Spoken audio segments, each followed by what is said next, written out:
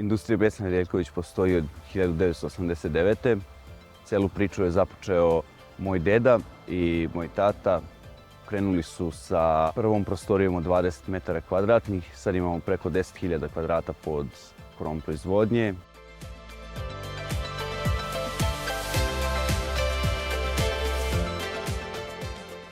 Svaki dan obradimo, to jest zakoljemo negde oko 500 do 700 svinja i oko 50 živih junadi. Najveći deo robe završi u domaćim lancima i izvozimo u region Makedonije, Crne Gore, Bosne, povremeno Italije i Turske.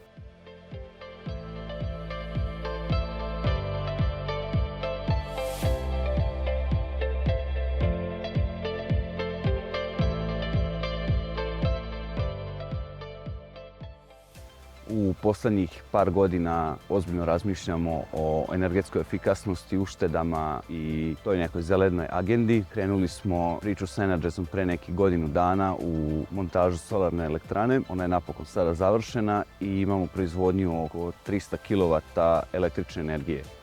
Zajedno sa kompanijom Energy smo doprineli da još jedan deo električne energije bude proizveden iz obnovljivih izvora i tako smo doprineli čistijoj životnoj sredini i zadovoljni smo kvalitetom kako je posao odrađen.